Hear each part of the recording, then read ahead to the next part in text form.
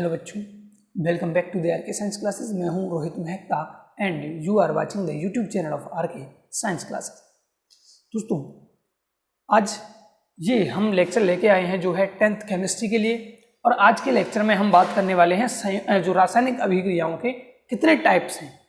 रासायनिक अभिक्रियाओं के प्रकार हम पहले बता चुके हैं जब हमने इस चैप्टर को स्टार्ट किया था कि इतने नाम लिखा दिए थे सब एक प्रकार की अभिक्रियाओं के। मैं आज क्या स्टार्ट करने जा रहा हूं, पहले दो प्रकार जो हैं हमारी, जैसे संयोजन और वियोजन, जो पहली दो अभिक्रियाएं हैं, दो प्रकार की रासायनिक अभिक्रियाएं हैं, उनके बारे में इस लेक्चर में मैं बताने जा रहा हूं। तो सबसे पहले मैं बात करूंगा संयोजन अभिक्रिया की, एडिशन रिएक्शन। किसे संयोजन अभिक्रिया किसे कहेंगे? देखिए, जैसा कि नाम से ही पता चल रहा है, संयोजन यानी कि दो या दो से अधिक चीजों का, अब चीज की जगह में क्या शब्द यूज करूंगा? तत्व भी हो सकता है, कोई पदार्थ हो सकता है, कोई यौगिक हो सकता है, कुछ भी हो सकता है।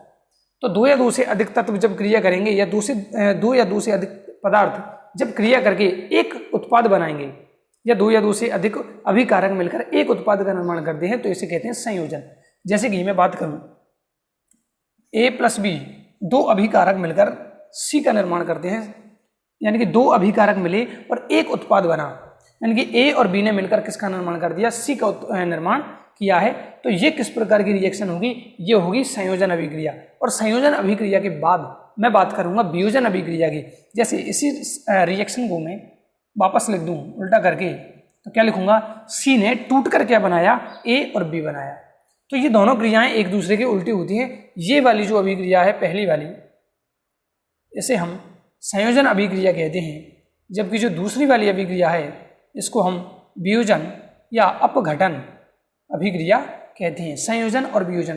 तो आज के इस लेक्चर में मैं इन दोनों रिएक्शंस के बारे में ही बात करने वाला हूं। संयोजन अभिक्रिया किसे कहेंगे और वियोजन अभिक्रिया किसे कहेंगे? संयोजन अभिक्रिया में क्या होता है और वियोजन अभिक्रिया में क्या होता है, और वियोजन अभिक्रिया के तीन प्रकार हैं, उन सब के बारे में इस लेक्चर में हम बात करने वाले हैं। तो चलिए स्टार्ट करते हैं। हम सबसे पहले बात करेंगे हम संयोजन अभिक्रिया की, एडिशन रिएक्शन की। तो सबसे पहले देखें इसकी परिभाषा क्या होगी कि जब दो या दो से अधिक अभिकारक मिलकर एक उत्पाद का निर्माण करते हैं। किसका निर्माण करते हैं? एक उत्पाद का निर्माण करते हैं। तो ऐसी रासायनिक अभिक्रियाओं को हम संयोजन अभिक्रिया कहते हैं। तो ऐसी अभिक्रियाएं जिसमें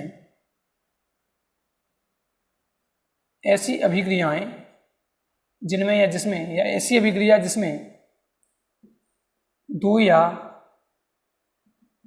दो से अधिक क्रियाकारक रिएक्टेंट क्रियाकारक अभिक्रिया करके या क्रिया करके कैसे भी लिख सकते हैं।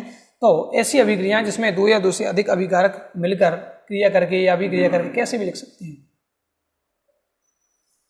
दो या दो से अधिक अभिकारक मिलकर एकल उत्पाद, यानी कि एक उत्पाद, प्रोडक्ट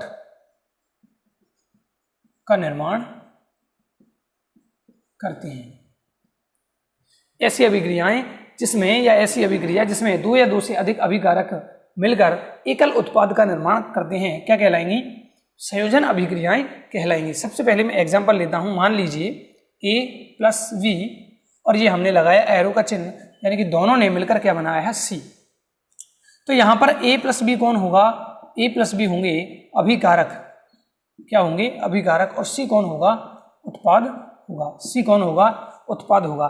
तो ये हमने क्या देखा कि दो या दो से अधिक भी हो सकते हैं, जैसे कि A+B+C, ये तीनों मिलकर क्या बना दी?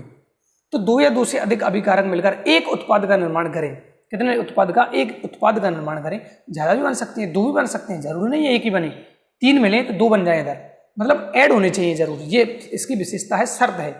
तो जब दो या दो से अधिक अभिकारक मिलकर क्या बनाएं? एकल उत्पाद का निर्माण करते हैं। तो ऐसी अभिक्रियाओं को हम क्या कहते हैं? ऐसी अभिक्रियाओं को संयोजन अभिक्रिया, एडिशन रिएक्शन कहते हैं। क्या कहते हैं? Addition reaction. अब हमारी जो बुक है NCERT, उसमें एक रिएक्शन दी हुई है एग्जाम्पल के रूप में। क्या है? यह है CaO प्लस, यानी कि CaO को हम क्या कहते हैं? इसको चूना पत्थर कह सकते हैं, इसको चूना पत्थर कह सकते हैं, और इसको बिना बुझा चूना भी कहा जाता है। बिना बुझा हुआ चूना। जब इस बिना बुझे हुए चूने को, यानी कि चूने पत्थर को, किसमें? जल में घोला जाए या जल में डाला जाए, ये क्या है हमारा? जल। तो क्या होता है, एक नए पदार्थ का, एक नए यौगिक का निर्माण होता है। किसका? CaOH whole twice. Ca क्या बनेगा? CaOH whole twice. इसको कहते हैं कैल्शियम हाइड्रोक्साइड। इसको क्या कहते हैं?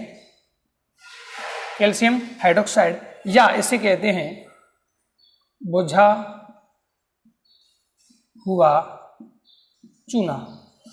बुझा हुआ चूना, इसको देखो, बुझा हुआ चूना या कैल्शियम हाइड्रोक्साइड। भाई कैल्शियम हाइड्रोक्साइड कैसे, सूत्र से ही पता चल रहा है, उसको क्या कहते हैं हम? बुझा हुआ चूना। इसको कहा बिना बुझा चूना, और ये चूना पत्थर भी है। और इसके अलावा देखिए एक और चीज, इसका नाम क्या बनेगा? Calcium oxide. Calcium oxide. अब देखो भाई, किसी भी नाम से ये हमें मिल सकता है कि चूने पत्थर का सूत्र लिखिए CaO, या आ जाए बिना बुझे चूने का रासायनिक सूत्र लिखिए तो भी यही, और कैल्शियम ऑक्साइड का सूत्र लिखिए तो भी यही है। इसी प्रकार जल का सूत्र तो खैर सबको याद है, H2O। कैल्शियम हाइड्रोक्साइड का सूत्र लिखिए CaOH होल ट्वाइस, और बुझा हुआ चूना भी यही है। अब देखिए, यानी कि सबने ये रिएक्शन करवाई है, ज्यादातर बच्चों ने करवाई है रिएक्शन, और ज्यादातर बच्चे इस रिएक्शन के बारे में जानते भी हैं। कैसे? दिवाली पर हम जो चूना लाते हैं पोतने के लिए, जो कट्टा लेके आते हैं या फिर कम भी लाते हैं, 2-5 किलो भी लाते हैं पोतने के लिए, जो पोतने के लिए लाते हैं वो कैसा आता है? सफेद आता है चूना, और सूखा हुआ आता है। कैसा चूना आता है? सफेद और सूखा हुआ। तो वो सफेद चूने का सूत्र क्या है? वो क्या है वास्तव में? वो कैल्शियम ऑक्साइड ही है। वो क्या है? Calcium oxide. और वो कैसा है? अभी बिना बुझा चूना है। कैसा है? बिना बुझा चूना, यानी कि चूना तो है लेकिन बुझा हुआ नहीं है, मतलब उसमें गर्मी है। जब इस चूने को हम क्या करते हैं? घर पे लाके पानी में पटकते हैं। खुदाई करने से पहले कहाँ पटकते हैं? पानी में, और एक दिन के लिए सामान्यतः छोड़ देते हैं। शाम को गलाते हैं, सुबह पोतते हैं। जल में पटका। अब जैसे ही इस चूने पत्थर को या इस चूने को हमने जल में पटका तो वहां पर कोई रिएक्शन होती है। अब देखो, रिएक्शन हुई तो वहां पर मतलब कोई चीज बननी चाहिए या फिर अवक्षेप आना चाहिए। देखो, गैस बनेगी, वहां पर गैस निकलती है। दूसरी बात, ऊष्माक्षेपीय अभिक्रिया है, यहाँ पर ऊष्मा निकलती है, ऊष्मा भी यहाँ पर निकलती है, जिससे क्या होता है? आसपास गर्मी, जिस पात्र में हम उस चूने को गलाते हैं या डालते हैं वहाँ वो पात्र गर्म हो जाता है। तो जैसे ही इस चूने को पानी में डाला, क्या बना देता है? ये कैल्शियम हाइड्रोक्साइड। क्या बना देता है? Calcium hydroxide. अब इसको क्या कहा? बुझा हुआ चूना, यानी कि चूने को पानी में पट गया तो बुझ गया। याद करना है ऐसे। ये क्या है? बिना बुझा चूना। ये क्या है? बिना बुझा चूना। और ये पानी में पटकते ही क्या हो गया? बुझा हुआ चूना। तो पानी से इसकी क्या करवानी पड़ेगी? रिएक्शन। ये हमारी बुक में दिया हुआ है, ठीक है, इसको याद करना है। यानी कि कैल्शियम ऑक्साइड को जल में डालने पर तीव्रता से, मैं बुक की लाइन पढ़ रहा हूँ भाई, कि कैल्शियम ऑक्साइड, इसको लिख लेना, तुम नोट करना मेरे साथ, मैं बोल रहा हूँ इसी लाइन को बोल रहा हूँ। देखो क्या है, कैल्शियम ऑक्साइड CaO को जल में घोलने पर वह तीव्रता से अभिक्रिया करता है और बुझे हुए चूने यानी कि कैल्शियम हाइड्रोक्साइड का निर्माण करता है, और अधिक मात्रा में यहाँ पर ऊष्मा उत्पन्न होती है। खत्म कहानी। अब इसके बाद देखिए, इसके उपयोग के बारे में हमारी बुक में दिया हुआ है कि इसका उपयोग क्या है। तो भाई इसका उपयोग क्या है? अभी हमने देखा, पुताई करने के लिए लाते हैं। तो ये क्या है? ऐसा विलयन जो बनाते हैं हम, इसका उपयोग हम पुताई करने के लिए करते हैं। तो देखिए, मैं ऐसे लिख देता हूं, मैं बुझे हुए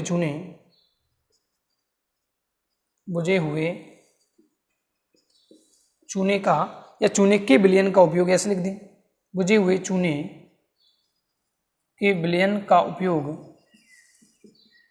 कहाँ किया जाता है? दीवारों पर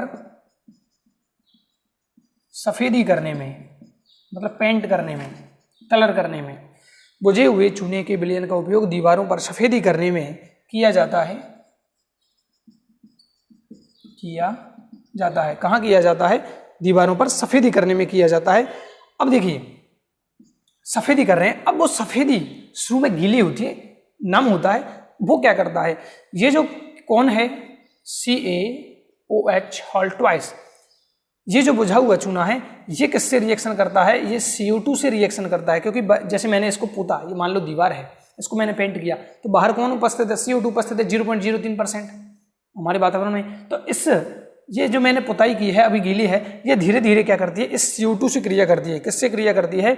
CO2 से क्रिया करती है, और ये क्या बनाता है? वापस CaCO3 बनाता है। क्या बनाता है? CaCO3। इसका नाम क्या है? इसका नाम है कैल्शियम कार्बोनेट, इसका नाम क्या है? Calcium carbonate. तो जैसे ही हम चूने से पोतते हैं तो जो गीला होता है वो धीरे धीरे किससे रिएक्शन करता है? CO2 से रिएक्शन करता है, और किसमें कन्वर्ट हो जाता है? वो हो जाता है CaCO3 में, कैल्शियम कार्बोनेट में। प्लस थोड़ी सी मात्रा में यहाँ पर क्या बनता है? जल बनता है। क्या बनेगा? जल बनेगा। या फिर फॉर्मूला लिखी ही नहीं है, कोई दिक्कत वाली बात नहीं है, अभी फॉर्मूला लिख देंगे एक साथ। तो जब हमने पोता तो धीरे धीरे ये क्या करता है? सूखता है और थोड़ा थोड़ा कलर ब्राइट होने लग जाता है, हमें कलर नजर आने लगता है। क्यों? क्योंकि जो हमने अभी पुताई की है बुझे हुए चूने से, वो CO2 से क्रिया करके क्या बनाता है? कैल्शियम कार्बोनेट, और इसका रंग होता है सफेद, व्हाइट। अब देखो आगे याद करो, साइंस वाले बच्चे, मोलस्का संघ के जो प्राणी होते हैं, मोलस्का संघ के प्राणी जो होते हैं, उन पर कवच पाया जाता है किसका? कैल्शियम कार्बोनेट का। और मार्बल यानी कि संगमरमर का सूत्र भी क्या है? Calcium carbonate, calcium carbonate CaCO3, यही किसका सूत्र है? मार्बल का। यानी कि ताजमहल पर जो मार्बल लगी हुई ना, उसका सूत्र भी क्या है? Calcium carbonate, CaCO3। और थोड़ी मात्रा में यहाँ पर क्या निकलता है? जल निकलता है। अब देखिए मैं फॉर्मों की बात करूँ, किस फिजिकल स्टेट में थे? ये तो जल में घुला हुआ है, जल में पटका था। CO2 हमेशा गैस रूप में होती है, हमेशा नहीं, सॉलिड रूप में भी होती है। इसको याद कर लेना भाई। ठोस CO2 को शुष्क बर्फ कहा जाता है। इसको याद कर लेना। याद आ गया कि CO2 हमेशा गैस रूप में नहीं हो सकती, नहीं होती है, ठोस रूप में भी होती है। और ठोस CO2 को हम क्या कहते हैं? शुष्क बर्फ, ड्राई आइस कहते हैं। काम आती है बहुत। तो एक्वस गैस कैल्शियम कार्बोनेट जो बना है वो होगा सॉलिड स्टेट में, सॉलिड स्टेट, और ये लिक्विड स्टेट में। किस स्टेट में? लिक्विड स्टेट में। तो बुझे हुए चूने के विलयन का उपयोग दीवारों पर सफेदी में करने में किया जाता है। जैसे ही सफेदी करते हैं तो ये CO2 से क्रिया करके क्या बनाता है? कैल्शियम कार्बोनेट बनाता है, जिसके कारण धीरे धीरे जो दीवार का रंग है वो ब्राइट होने लग जाता है। तो दीवारों पर क्या आ जाएगी? चमक आ जाएगी। तो ये पहली रिएक्शन है जो हमारी बुक में दी हुई है, पहला एग्जाम्पल है। किसके ऊपर है? ये चूने के ऊपर। दूसरे की बात करते हैं, इसका स्क्रीनशॉट जरूर ले लेना। यहां पर भी अगर मैं इसकी भी बात करूं स्टेट्स की, तो स्टेट्स में लिख देता हूं यहां पर। ये क्या होगी? सॉलिड स्टेट, ये लिक्विड, और ये एक्वस। किस रूप में होगा? एक्वस रूप में। ये तो हमारा एग्जाम्पल नंबर 1 था। एग्जाम्पल नंबर 2, भाई दुनिया भर में ऐसे बहुत सारे एग्जाम्पल है जिनमें संयोजन अभिक्रिया कंटिन्यू हो रही है। जैसे कि कोयले का दहन, बुक के एग्जाम्पल ले रहा हूं, कोयले का दहन। अब कोयला क्या है? कोयले में क्या होता है? कार्बन। कोयले में क्या होता है? कार्बन। क्योंकि कार्बन की मात्रा के आधार पर ही तो कोयले को 4 भागों में बांटा है, पीट, लिग्नाइट, बिटुमनी और एंथ्रेसाइट, या बिटुमिनस और एंथ्रेसाइट, है ना। पीट, लिग्नाइट, बिटुमिनस, एंथ्रेसाइट, ये क्या है? ये कोयले के प्रकार है। कार्बन की मात्रा के आधार पर, यानी कोयले में क्या होता है? कार्बन की मात्रा के आधार पर ही बांटा है, तो कार्बन कोयले में होगा। अब जैसे ही शब्द तुम्हें नजर आ जाए कहीं पर दहन, जैसे ही तुम्हें शब्द नजर आ जाए दहन, वहां पर क्या करना है? इसकी क्रिया ऑक्सीजन से करानी है, क्योंकि दहन की क्रिया ऑक्सीजन की उपस्थिति में ही संभव है। अगर ऑक्सीजन नहीं है तो वहां पर दहन की क्रिया नहीं होगी। दहन मतलब जलना, दहन मतलब जलना या जलाना। तो कार्बन का दहन करने पर या कोयले का दहन करने पर, दहन मतलब ऑक्सीजन से क्रिया कराना, क्योंकि दहन की क्रिया या जलने की क्रिया ऑक्सीजन की उपस्थिति में ही हो सकती है। तो कार्बन या कोयले को जब दहन किया जाता है ऑक्सीजन की उपस्थिति में, तो एक गैस बनती है, कौन सी? CO2। तो कार्बन क्या होगा? सॉलिड स्टेट में होगा, ऑक्सीजन गैस रूप में होगी, और CO2 भी गैस रूप में बनेगी। तो ये क्या हुआ? यहाँ पर 2 अभिकारक मिलकर एक उत्पाद बना रहे हैं, 2 अभिकारक मिलकर एक उत्पाद बना रहे हैं। तो इस रिएक्शन को हम क्या नाम देंगे? संयोजन अभिक्रिया। इसी प्रकार से देखिए यहाँ पर भी 2 अभिकारक हैं और मिलकर क्या बना रहे हैं? एक उत्पाद बना रहे हैं। तो ये रिएक्शन भी क्या है? संयोजन अभिक्रिया। अब मेरे ख्याल से ये रिएक्शन तुम्हें समझ में आ गई होंगी। दुनिया भर के एग्जाम्पल है। अब देखिए मैं एग्जाम्पल ले लेता हूँ, बुक में एक और एग्जाम्पल है। एग्जाम्पल नंबर 3, H2 और O2 मिलकर, हाइड्रोजन और ऑक्सीजन मिलकर क्या बनाते हैं? जल। क्या बनाते हैं? जल। यानी कि ये रही H2, ये रही O2, और ये बनाया मैंने H2O। हाँ, बैलेंस जरूर नहीं है अभी। क्या नहीं है? बैलेंस है। तो हाइड्रोजन और ऑक्सीजन मिलकर क्या बनाते हैं? जल का अणु बनाते हैं, जल का निर्माण करते हैं। अब ये भी गैस रूप में होगी, ये भी गैस रूप में होगी, लेकिन ये लिक्विड फॉर्म में होगा। किस फॉर्म में होगा? लिक्विड फॉर्म में। हालांकि ये गैस रूप में भी हो सकता है, क्योंकि लिक्विड जो पानी है वो एकमात्र ऐसी चीज है जो एक ही टाइम पर तीनों कंडीशन में, तीनों अवस्थाओं में रह सकता है, ठोस, द्रव, गैस। चलिए बैलेंस करना चाहो तो बैलेंस भी कर सकते हो, पर कोई दिक्कत नहीं, वो कर सकते हो, तो मैंने सिखा दिया है। ठीक है, बैलेंस कर दो सर। H2 2, इधर भी 2, ऑक्सीजन इधर 1, इधर 2, या तो मैं यहाँ पर क्या करूँ, हाफ लगा दूँ, या तो मैं यहाँ पर क्या कर दूँ, हाफ कर दूँ, तो भी बैलेंस है, हाफ लगा सकते हैं। इसके बाद देखिए बहुत सारे एग्जाम्पल्स हैं। कितने एग्जाम्पल्स हैं, बहुत सारे एग्जाम्पल्स हमारे सामने है। सर हाफ के पंप सिस्टम समझ में नहीं आया, तो ये लो भाई मैं यहाँ पर 2 लगा के 4 कर दूँ, और यहाँ पर 2 लगा के उधर भी 4 उधर 2, तो हो गई रिएक्शन बैलेंस। कहाँ दिक्कत है? कौन सी विधि? Hit and trial method. Hit and trial method, hit and trial method के द्वारा क्या करते हैं, किसी भी रासायनिक समीकरण को बैलेंस करते हैं। सिखा दिया है सब कुछ। इसी प्रकार देखिए S + O2 क्या बना देगा, SO2। अगर और SO2 की क्रिया ऑक्सीजन से और करवाएं तो बनेगी SO3। दुनिया भर के एग्जाम्पल है भाई, कितने सारे लेंगे। Cu + O2 2CuO, मैग्नीशियम का फीता जलाया था, याद है, 2MgO। ये सब संयोजन अभिक्रिया हो रही हैं। ये सब कौन सी अभिक्रिया के एग्जाम्पल हैं?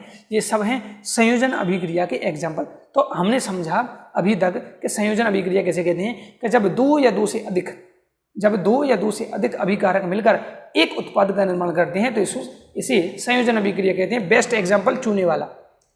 चूने या बिना बुझे चूने को पानी में पटकते हैं तो क्या बनता है, पानी में डालने पर बुझा हुआ चूना प्राप्त होता है, यानी कि CaO + H2O क्या बनेगा, CaOH (2). कोयले के दहन की बात कर ली, हाइड्रोजन और ऑक्सीजन मिलकर जल के अणु का निर्माण करते हैं, सारी बात कर ली, और ये बहुत सारे एग्जाम्पल इसके। तो ये तो थी हमारी संयोजन अभिक्रिया, स्क्रीनशॉट लें। फिर चलते हैं हम वियोजन अभिक्रिया पर। दूसरे प्रकार की अभिक्रिया, और दूसरे प्रकार की अभिक्रिया के होते ही लगभग आधे से अधिक पार्ट हमारा हो जाएगा। तो कोई ज़्यादा इम्पोर्टेंट मतलब कोई विशेष बात इस पार्ट में है नहीं जो समझने में दिक्कत आए। दूसरी अभिक्रिया जो है वो है वियोजन या अपघटन अभिक्रिया। डिसोसिएशन, उसको एसोसिएशन भी कहते हैं, इसको डिसोसिएशन भी कहते हैं। डिसोसिएशन का मतलब है डिसोसिएट होना, है ना, डिसोसिएट होना मतलब अलग हो जाना। इसमें क्या होगा, इसमें जो C है वो कन्वर्ट हो जाएगा वापस अपने पहले वाले रूपों में, यानी कि A + B में। अगर मान लो कोई भी चीज़ है, जैसे कि मैं CO2 की ही बात करूं, तो CO2 भी कन्वर्ट हो जाएगी वापस इसमें हो जाएगी। और मैं बात करूं CaCO3 की, तो ये भी CaO+ किस में कन्वर्ट हो जाएगा, CO2 में, क्योंकि इन दोनों ने मिलकर क्या बनाया था, ये बनाया था ना, सॉरी, इसमें। तो इस प्रकार की रिएक्शंस यहाँ पर चलती रहती हैं। अरे फिर गलत है, ये तो भाई यही बनेगा, क्या बनेगा, यही बनेगा CaO CO2। तो देखिए यहाँ पर क्या हो रहा है, उल्टी क्रियाएं हो रही हैं। मतलब पहले हमने क्या पढ़ा कि 2 या 2 से अधिक अभिकारक मिलकर क्या बनाते हैं, एक उत्पाद बनाते हैं। और अब क्या कहेंगे कि एक अभिकारक, अब इसको अभिकारक नाम देंगे, क्यों, रिएक्शन कहाँ होगी, इसमें होगी, ठीक है, इसमें क्या होगी, रिएक्शन होगी। तो अब क्या लिखेंगे कि एक अभिकारक टूटकर, मिलकर नहीं, एक अभिकारक टूटकर 2 या 2 से अधिक उत्पाद बनाता है। तो ऐसी अभिक्रियाओं को हम क्या कहते हैं, वियोजन या अपघटन अभिक्रियाएं कहते हैं। 3 प्रकार की होती हैं। आगे बात करते हैं, परिभाषा लिखते हैं सबसे पहले। ऐसी अभिक्रिया जिसमें ऐसी अभिक्रियाएं जिनमें एक अभिकारक टूटकर या वियोजित होकर क्या बनाता है, 2 या 2 से अधिक उत्पाद, प्रोडक्ट बनाता है। ऐसी अभिक्रियाएं जिनमें एक अभिकारक टूटकर 2 या 2 से अधिक क्या बनाता है, प्रोडक्ट बनाता है, उत्पाद बनाता है। तो ऐसी अभिक्रियाओं को हम वियोजन या अपघटन अभिक्रियाएं कहते हैं। वियोजन या अपघटन अभिक्रियाएं कहते हैं। क्या कहते हैं, वियोजन या अपघटन अभिक्रियाएं। जैसे कि अब मैं बात करूं बुक के एग्जाम्पल की, तो बुक में एक एग्जाम्पल दिया हुआ है FeSO4।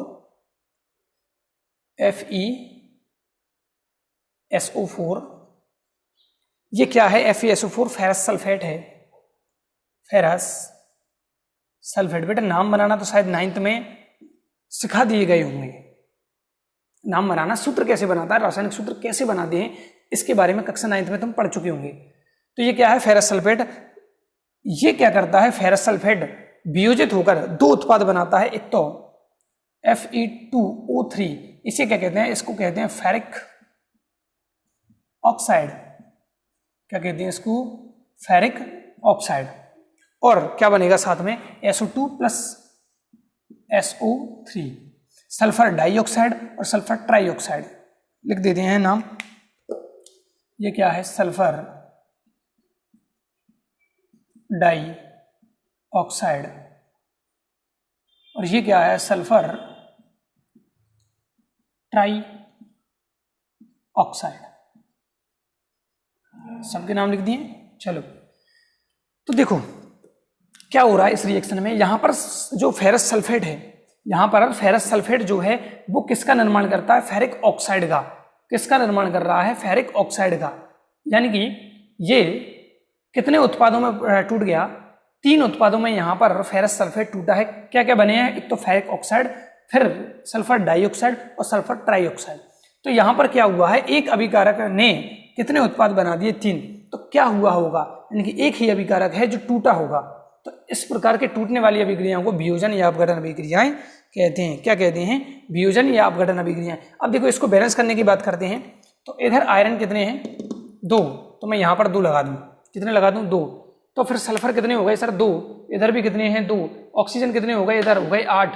इधर कितने हैं, 3, 2, 5 और 3, 8। यानी कि अब ये रिएक्शन बैलेंस भी हो चुकी है। क्या हो चुकी है, बैलेंस भी। तो देखो फेरस सल्फेट ने क्या किया, एक फेरिक ऑक्साइड बनाया, SO2 और SO3, sulphur dioxide, sulphur trioxide. Sulphur dioxide एक खतरनाक वाली गैस है, जिसके कारण आंखों में जलन, श्वास लेने में तकलीफ और नाक में जलन, ऐसी कंडीशंस, स्थितियां पैदा हो जाती हैं। और ये प्रदूषण का संकेत होती है। हम पटाखे वगैरह जलाते हैं, पटाखे फोड़ते हैं दिवाली पे खूब सारे, उसमें भी यही गैस उत्पन्न होती है, जिसके कारण आंखों में जलन वगैरह होने लग जाती है। तो फेरस सल्फेट क्या कर रहा है, वियोजित हो गया। यानी कि ये कौन सी अभिक्रिया हो गई, वियोजन या अपघटन अभिक्रिया यहाँ पर हो जाती है। इसको फटाफट से नोट करेंगे। यानी कि मैं हिंदी में अगर लाइन इसके नीचे की बोलना चाहूँ या इसके ऊपर कहीं भी लिख सकते हैं। तो बुक के अनुसार क्या है, फेरस सल्फेट को गर्म करने पर यह है फेरिक ऑक्साइड, SO2 व SO3 में बदल जाता है, वही वाली बात है। और S क्या है, जो सल्फर जो बनती है, यानी कि इस क्रिया को मैं एक परख नली में गरमाऊं, जैसे ये मैंने यहाँ पर ले लिया FeSO4 और मैंने यहाँ से इसको गर्म करना स्टार्ट किया है। क्या करना स्टार्ट किया है, गर्म। तो इस परख नली से क्या होगी, एक गैस निकलेगी जिसमें सल्फर उपस्थित होगी। क्या उपस्थित होगी, सल्फर। और इस सल्फर में एक विशेष गंध होती है, और इसको सूंघ कर हम पता कर सकते हैं कि ये जो बनने वाली या निकलने वाली जो गैस है वो कौन सी, बनने वाली गैस या निकलने वाली गैस कौन सी है। 11th में और 12th में ऐसी बहुत सारी गैसों की तुम्हें इसमें बताई जाएगी, सूंघाई जाएगी, है ना, कि इसमें ऐसी होती है सड़े अंडे जैसी, पता नहीं कैसी कैसी गंदे तुम्हें केमिस्ट्री में सूंघाई जाएंगी, सिखाई जाएंगी, ये कैसे निकली, क्या इसकी पहचान है। इसको जलाकर भी देखा जाएगा, अगर फटफट की ध्वनि के साथ जलती तो हाइड्रोजन है। अभी देखेंगे पहला। दूसरा एग्जाम्पल, या दूसरे की जगह हम पहले बात करते हैं 3 प्रकार। इसके कितने टाइप हैं, 3 प्रकार हैं। कौन कौन से हैं, सबसे पहले मैं बात करता हूं तापीय अपघटन। तापीय अपघटन या इसको कहते हैं ऊष्मीय अपघटन। अपघटन पहला प्रकार कौन सा है, तापीय अपघटन या ऊष्मीय अपघटन। यानी कि अपघटन तो होगा, लेकिन किसकी उपस्थिति में होगा, ये होगा ताप या ऊष्मा की उपस्थिति में। यानी कि ताप या ऊष्मा की उपस्थिति में अपघटन, ताप या ऊष्मा की उपस्थिति में अपघटन अगर होता है तो ऐसी अभिक्रियाओं को हम क्या कहते हैं, ऊष्मीय या तापीय अपघटन कहते हैं। जैसे कि अभी हम पढ़ चुके हैं, एग्जाम्पल की बात करें तो CaCO3, जब मैं इसको गर्म करूंगा, क्या करूंगा मैं, डेल्टा का चिन्ह मतलब होता है इसका गर्म करना। जब इसको मैं गर्म करूंगा तो CaO प्लस CO2 का निर्माण होता है। किसका, CaO प्लस CO2 का निर्माण होता है। तो ये क्या है, यहां पर ताप दिया गया है। क्या दिया गया है, इस डेल्टा का मतलब क्या हो, इस त्रिभुज का मतलब क्या है, यहाँ पर इसको टेम्परेचर दिया गया है। यानी कि किसी परख नली में मैंने क्या लिया, CaCO3 लिया और उसको मैं गर्म करूंगा तो वहां से एक गैस बनना शुरू हो जाएगी और उस परख नली में क्या रह जाएगा, CaO, कैल्शियम ऑक्साइड, और ये कौन है, कार्बन डाइऑक्साइड। तो ये पहले प्रकार की अभिक्रिया होती है हमारी तापीय अपघटन। इसी प्रकार से दूसरा प्रकार जो है हमारा, हालांकि और भी रिएक्शंस दी हुई हैं, इसको एग्जांपल नंबर 1 ले लें और एग्जांपल नंबर 2 में लाऊं तो बुक के अनुसार क्या है, 2PbNO3 ट्वाइस। ये क्या है, PB बोले तो लेड नाइट्रेट, कौन है, यह है लेड नाइट्रेट। कौन है ये? Lead nitrate. जब इसको भी मैं टेम्परेचर दूं, इसको भी मैं जब गर्म करूं तो ये क्या बनाता है? 2PbO, मतलब ये कौन बनेगा? Lead oxide. क्या बनेगा? Lead oxide. क्या बनेगा भाई? Lead oxide. यानी कि लेड नाइट्रेट को भी गर्म कर दिया जाए तो लेड नाइट्रेट से क्या बनेगा? लेड ऑक्साइड बनेगा। और साथ में NO2, अब इसको तो जानते होंगे, 4NO2। NO2 कौन है? नाइट्रोजन डाइऑक्साइड प्लस क्या बनेगी यहाँ पर? ऑक्सीजन। क्या बनेगी? ऑक्सीजन। तो ये भी अब भाई रिएक्शन तो क्या है, थोड़ा सा याद करनी पड़ेगी, थोड़ा सा रटना पड़ता है रिएक्शंस को, है ना। बार बार जैसे जैसे कोशिश करोगे भाई। देखो वैसे पहली बात, 2 रिएक्शन बता दी, 2 बुक में दी हुई है, एक रिएक्शन तो कम से कम याद होनी चाहिए, और ये रिएक्शन बेस्ट है। ये रिएक्शन क्या है? बेस्ट है। ये याद हो जाए तो भी ठीक है, नहीं तो पहले वाली काम कर दी। लेकिन अगर पेपर में यही पूछा जाए, ये दे दिया और यहाँ पर लिख दिया ABC और क्वेश्चन आ गया निम्न में या निम्न रासायनिक समीकरण में A, B और C को पहचानें, तो फिर हमें ये रिएक्शन ही लिखनी पड़ेगी, इससे काम नहीं चलेगा। तो हमें दोनों एग्जाम्पल्स याद करने हैं। वैसे तो समझ जाओगे, धीरे धीरे रट्टा मारना पड़ता है रिएक्शंस को, थोड़ा सा समझने की कोशिश करो, आराम से याद हो जाती हैं। ये तो था तापीय अपघटन। दूसरे प्रकार की तरफ चलते हैं हम। तो पहला प्रकार क्या है? तापीय अपघटन, ऊष्मीय अपघटन, यानी ताप देकर या ऊष्मा देकर भी हम अपघटन करवा सकते हैं। और दूसरा टाइप ले रहा हूं मैं, प्रकाशीय अपघटन। प्रकाशीय अपघटन क्या होगा? प्रकाश यानी कि सूर्य के प्रकाश की उपस्थिति में अगर कोई अभिकारक टूटकर 2 या 2 से अधिक उत्पाद बनाता है तो ऐसी अभिक्रियाओं को हम क्या कहेंगे? प्रकाशीय अपघटन कहते हैं। क्या कहते हैं? प्रकाशीय अपघटन। जैसे कि एग्जाम्पल नंबर 1 लेता हूं मैं, सिल्वर क्लोराइड। यहां पर क्या लिखूंगा मैं? सूर्य का प्रकाश, क्योंकि ये अभिक्रिया कब हो रही है? सूर्य के प्रकाश की उपस्थिति में हो रही है। तो जब मैं सिल्वर क्लोराइड, ये क्या है? Silver chloride. बेटा नाम भी याद करने पड़ेंगे, इसका नाम क्या है, उसका नाम क्या है। देखो पीछे क्या लग रहा है? क्लोरीन। क्लोरीन और माइनस है तो पीछे लगाना पड़ता आइड। क्या? तो क्या नाम बन गया? ये तो सिल्वर है ही सही, ये क्या बन गया? क्लोराइड। अगर मैं ले लूँ दूसरा एग्जाम्पल भी लेंगे हम, जैसे AgBr। तो ये तो क्या है? सिल्वर है और पीछे क्या है? ब्रोमीन। तो क्या बनाएंगे? ब्रोमाइड। लेकिन हर के साथ ऐसे ही नहीं लगेगा, हर एक के साथ ऐसा बनेगा नहीं, है ना। नाम तो याद करने ही पड़ेंगे और जैसे जैसे प्रैक्टिस करते चलोगे नाम ऑटोमेटिक याद होते चले जाएंगे। तो AgCl ले लो, AgBr ले लो, इसको भी सूर्य की उपस्थिति दी जाए, तो सूर्य का प्रकाश दोनों को दिया जाए तो क्या बनेगा? यहां पर उत्पाद के रूप में क्या बनता है वो देखिए, Ag + Cl2, और यहां पर क्या बनेगा? Ag + Br2। अब इसको बैलेंस करने के लिए क्या करना पड़ेगा? Br 2 हैं तो यहां पर मैं क्या लगा दूं? 2 लगा दूं, तो यहां पर क्या लगा दूं? 2। क्या हो गई बैलेंस? 2 2 2 2, ठीक है, बैलेंस हो चुकी है। तो ये कौन सी है? ये सूर्य के प्रकाश की उपस्थिति में होती है। सूर्य के प्रकाश की उपस्थिति में सिल्वर क्लोराइड और सिल्वर ब्रोमाइड अपने घटकों में टूट जाते हैं, तो इस अभिक्रिया को क्या कहेंगे? प्रकाशीय अपघटन। क्यों? क्योंकि प्रकाश की उपस्थिति में ही ऐसा होता है, किसकी उपस्थिति में? इसी प्रकार हाइड्रोजन ब्रोमाइड भी है, लेकिन वो बुक में नहीं है एग्जाम्पल, तो ये बुक के एग्जाम्पल में लेके चल रहा हूं। अब तीसरे टाइप की हम बात करते हैं। तो बेटा 3 प्रकार की रिएक्शंस होती हैं, इसमें से हमने अभी 2 प्रकार की रिएक्शंस देखी हैं। एक तो देखी है हमने तापीय अपघटन या ऊष्मीय अपघटन, यानी कि ऊष्मा के द्वारा अगर अपघटन हो, जैसे कि कैल्शियम कार्बोनेट को गर्म कर दिया जाए, है ना, लेड नाइट्रेट को गर्म कर दिया जाए, तो ये दोनों किसके एग्जाम्पल हैं? ये दोनों हैं ऊष्मीय या तापीय अपघटन, यानी ताप या ऊष्मा देकर अपघटन करवाया। दूसरा टाइप हमने देखा प्रकाश की उपस्थिति में अगर अपघटन होता है तो इसको कहते हैं प्रकाशीय अपघटन। और तीसरा आ रहा है विद्युत अपघटन। तीसरा क्या आ रहा है? विद्युत अपघटन। तीसरे प्रकार की रिएक्शन क्या है? विद्युत अपघटन। मतलब इसमें क्या करेंगे? इसमें किसी भी अभिकारक को हमें तोड़ना है तो विद्युत धारा प्रवाहित करनी पड़ेगी। क्या प्रवाहित करनी पड़ेगी? विद्युत धारा। यहां लिखेंगे हम विद्युत धारा। ये किसमें टूटेगा? H2 + O2। बैलेंस नहीं है तो बैलेंस कर देते हैं। सबसे पहले 2 हैं 2 हैं 2 हैं 1 है, यहां लगा दूं 2, तो यहां भी लगेगा 2, खत्म कहानी, लगेगा ना भाई। 4 हाइड्रोजन 2 ऑक्सीजन, खत्म कहानी। तो इस प्रकार से बैलेंस भी कर सकते हैं, सिखाया हुआ है वैसे तो देखो विद्युत अपघटन किसे कहेंगे कि विद्युत धारा की उपस्थिति में अगर किसी पदार्थ का या यौगिक का या अभिकारक का अपघटन हो, किसकी उपस्थिति में, विद्युत धारा की उपस्थिति में, तो इसको कहेंगे विद्युत अपघटन, यानी कि विद्युत द्वारा अपघटन हुआ है। इसी प्रकार से दूसरा एग्जाम्पल मैं ले सकता हूं NaCl जो कि पानी में घुला हुआ है ना। डायरेक्ट नमक में करंट नहीं आएगा, लेकिन जैसे ही पानी में नमक डाल देंगे तो नमक में भी करंट आएगा, पानी में भी करंट आएगा। और अशुद्ध जल में वैसे भी करंट नहीं आता, अशुद्ध जल डिस्टिल वाटर। NaCl इसमें भी यानी कि नमक के जलीय विलयन में विद्युत धारा प्रवाहित करने पर विद्युत धारा प्रवाहित होती है और ये किस में टूट जाएगा, Na+Cl2। बैलेंस तो ये भी नहीं है, क्या करें, 2 Cl 1 Cl क्या लगा दूं 2, क्या हो जाएगा 2Na, खत्म कहानी। वही ना भी बैलेंस, 2 सोडियम 2 क्लोरीन, कोई दिक्कत वाली बात नहीं है।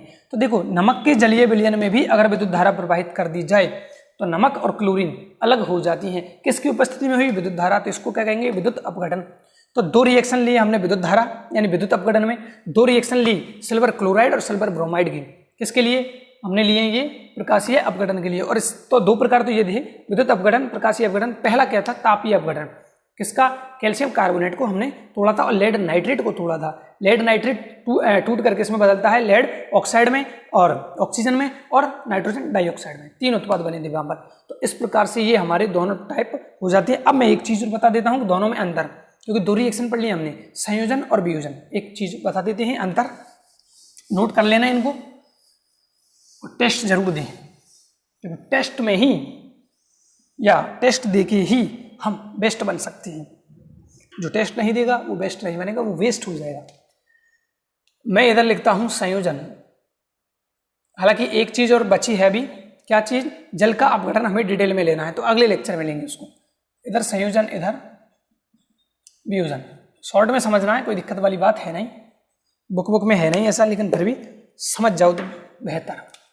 इसमें अभिकारक कितना होगा,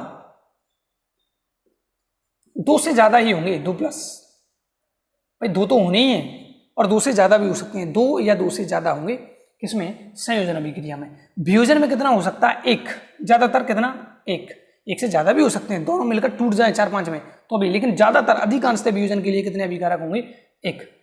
उत्पाद की बात करूं, उत्पाद संयोजन अभिक्रिया में कितना बनता है, 1 अधिकांशतः। इसमें कितना बनता है, 2 भी बन सकता है और 2 से ज्यादा भी बन सकता है। जैसे हमने देखा लेड नाइट्रेट, 3 उत्पाद बनाए थे, है ना। तो उत्पाद में संयोजन अभिक्रिया में 1 उत्पाद बनेगा, जबकि वियोजन अभिक्रिया में 2 से ज्यादा उत्पाद भी बन सकते हैं। इसमें क्या होता है, बंध बनते हैं,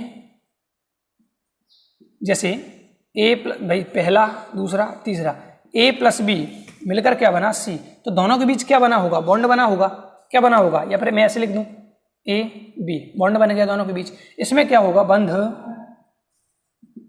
टूटते हैं। इसमें क्या होता है, बंध टूटते हैं। फ्यूजन का मतलब ही क्या है, टूटना, बंधों का टूटना, ठीक है।